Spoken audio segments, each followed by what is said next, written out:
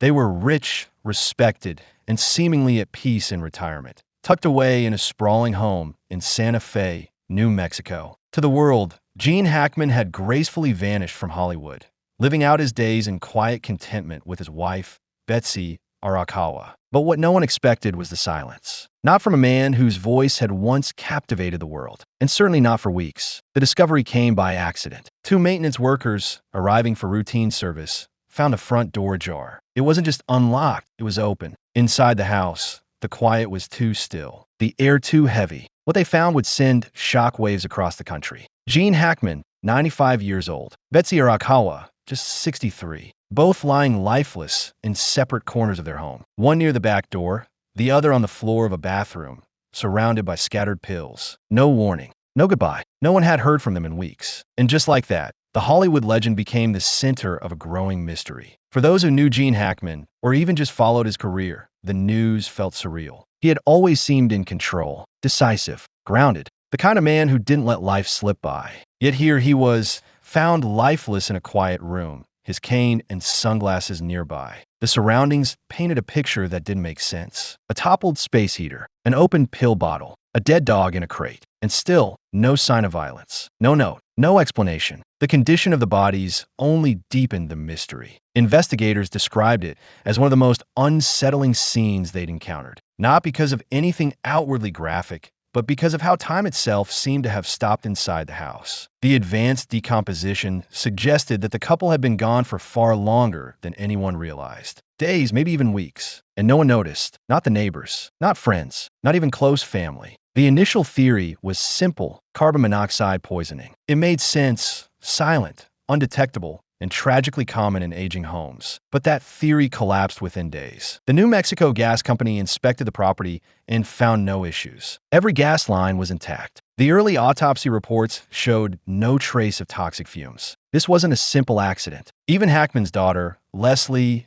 who initially believed carbon monoxide was to blame, began to question what really happened. Her father, she said, had been in remarkably good health for his age. No major warning signs, no recent illnesses, and nothing to suggest he was near the end. Authorities now openly called the case suspicious. And yet, there was no forced entry, no bruising, no sign of struggle. So how does one of the most recognizable actors in American film history vanish from the public eye, only to be found weeks later in complete silence? His passing wrapped in unanswered questions. As federal investigators dig deeper into the last days of Gene Hackman and his wife, theories begin to swirl. Did one of them fall ill and the other follow soon after an heartbreak? Was there a medical emergency, an overdose, a misstep, or perhaps a tragic accident? Could it have been something environmental, dehydration, heat stroke, or exposure? Or was there more to this story than anyone wants to admit? Their two dogs were found alive and running loose outside, suggesting someone had opened a door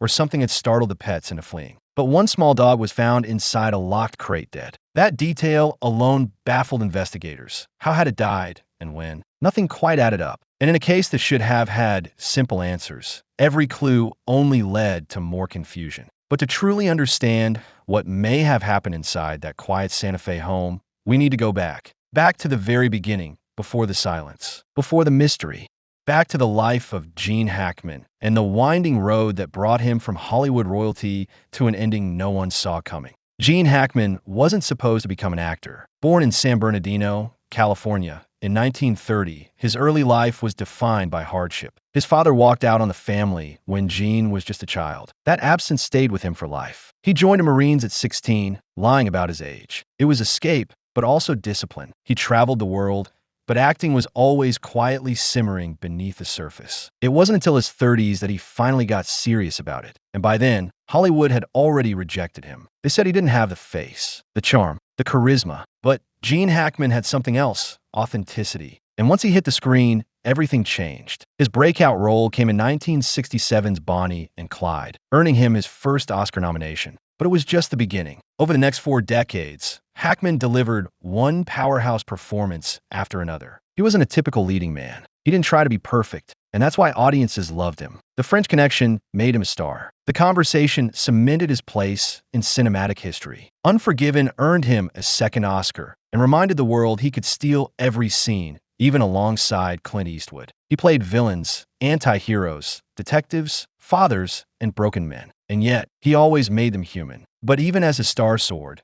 Hackman kept his private life out of the spotlight. He hated fame. He disliked red carpets. He rarely gave interviews. Behind the scenes, he was soft-spoken and thoughtful. He preferred painting and fishing to Hollywood parties. He once said, "Acting is just a job. I do it well, but I don't live for it." By the 2000s, the job started to take its toll. He was diagnosed with heart problems in his early 60s. Doctors performed an angioplasty to clear a blocked artery. He survived, but it was a wake-up call. Stress, he was told, could be deadly. In 2004, after rapping Welcome to Mooseport, he walked away from acting for good. No farewell tour, no final performance, just silence. And for the next 15 years, Gene Hackman vanished from the public eye. He moved to New Mexico with Betsy Arakawa, a former classical pianist, nearly 3 decades his junior. They had married in 1991, and those who knew them say their bond was strong and steady. Betsy wasn't just his wife. She was his caretaker, confidant, and closest companion. They lived a quiet life. No social media, no paparazzi, just fishing, reading,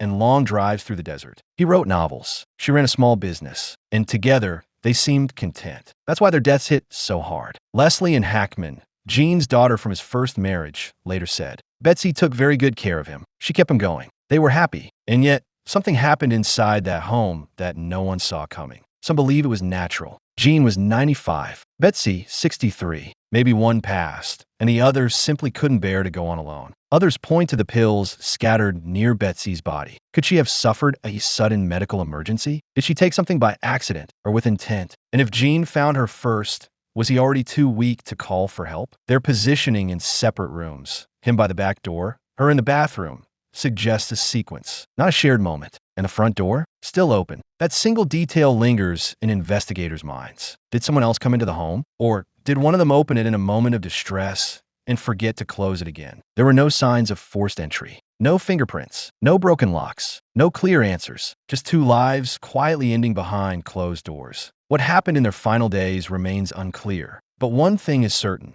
They didn't deserve to be found like that. Alone, forgotten, their final chapter shrouded in questions. And now, the world is left trying to make sense of how a man who spent decades on screen, always in control, could exit the stage in such a quiet, unresolved way. As investigators dug deeper, every new piece of information only clouded the truth further. Toxicology reports were ordered. The autopsies began. The New Mexico State Police confirmed they were treating the deaths as suspicious, but stopped short of calling it foul play. Inside the home, the details painted a puzzle with no clear solution. Gene's body was found in a small room near the back door, slumped as if he had been trying to reach for something or maybe leave. His cane and sunglasses lay nearby, untouched. There was no blood, no trauma, just stillness. Betsy Arakawa was found on the opposite end of the house, in the bathroom, collapsed near a counter. An open pill container rested nearby, with capsules spilled across the tiled floor. A portable space heater had toppled beside her. Another curious detail,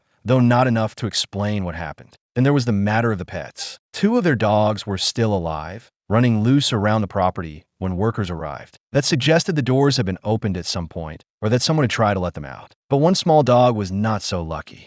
Found inside a closed crate, lifeless. To seasoned investigators, this detail didn't make sense. If the couple had passed away days, or even weeks, earlier, how did the other animal survive while one died trapped inside? Even stranger, despite the long period between death and discovery, no one in the area seemed to notice anything. No neighbors called. No deliveries flagged concern. Their mailbox piled up quietly. Leslie Hackman, Gene's daughter, shared later that she had tried reaching them but assumed they were on a trip. The couple had once driven out to Texas on a whim without telling anyone. With their reclusive lifestyle, silence wasn't unusual. But this was different, and investigators knew it. They searched the home's electronics, phones, computers, tablets, for clues. No recent calls to 911. No outgoing messages. No internet activity in the days leading up to their deaths. Medical records were reviewed. Gene's health was surprisingly stable for a man of 95. He hadn't been hospitalized in years. No new prescriptions. No diagnosed illness that would point toward a sudden end. Betsy's history was similar. A few medications, nothing serious, and no notes were found. Nothing handwritten, nothing typed, and nothing left behind to explain why 2 people, so deeply bonded, so private, would both perish in their home without a sound. Authorities floated several theories. The most likely, they said, was a sequential event. One passed from a sudden health event, perhaps Gene from a fall or a stroke, followed by the other, either due to heartbreak, disorientation, or possibly even a reaction to medication. Another possibility, environmental exposure. Though carbon monoxide had been ruled out, extreme heat, dehydration, or even contamination from an unknown source couldn't be eliminated. Still, some remained unconvinced. One veteran investigator reportedly told a colleague, "It just doesn't add up. In my entire career, I've never seen a case like this. That feeling, that gut sense that something more happened, lingers over the case. To the public, it's a mystery. To the family, it's a quiet tragedy. And to those who followed Hackman's career, it feels like an ending that shouldn't have been written this way." Yet, amid all the questions, one truth remains. Gene Hackman was a legend, not just in cinema, but in the way he lived. Quiet, dignified, intentional. Weeks after the discovery, the case of Gene Hackman and Betsy Arakawa remained open. Autopsy reports were still pending. Toxicology screens were underway. And while investigators continued combing through emails, phone logs, and medical files, the public was left with a haunting silence. There were no arrests, no break-ins, no dramatic breakthroughs, just a long list of maybes. To some, it all pointed to a quiet tragedy, a final collapse that no one saw coming. A health emergency, compounded by age, confusion, or isolation. In that theory, the story ends not with foul play, but with fragility. To others, that explanation falls short. How could two people living in a well-maintained home simply vanish from public life without anyone noticing? Why were they in separate rooms, with no clear timeline? Why the scattered pills, the knocked-over heater, the open front door, and the dogs? How did they survive if their caretakers had truly been gone for so long? That's what made this case so unusual. It wasn't just the deaths themselves, it was the lack of anything definitive. In the vacuum of answers, legacy becomes more important than ever. Because long before the headlines, Gene Hackman had already written his story, and it was a remarkable one. He didn't look the part of a Hollywood star. He wasn't polished. He wasn't flashy, but he was real. When he acted,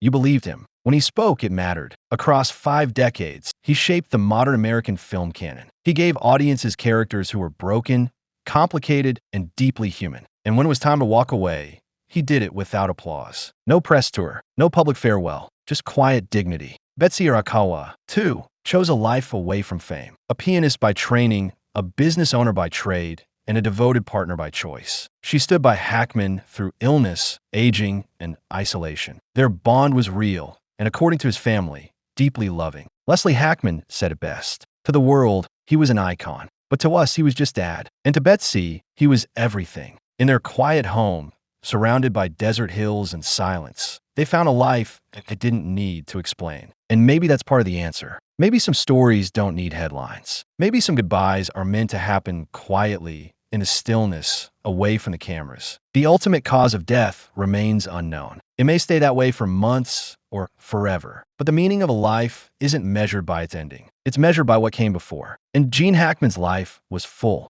of craft, full of impact, full of choices made on his own terms. The mystery may never be fully solved, but perhaps in some way, that's fitting, because Hackman was never easy to pin down. And in the end, he remained what he always was, an enigma wrapped in brilliance, disappearing one final time behind the curtain. Let us know in the comments what you think of their story. And if you enjoyed this, subscribe for more forgotten legends. And in the end, even as the mystery grows, his life deserves to be remembered for its brilliance, not just its final chapter.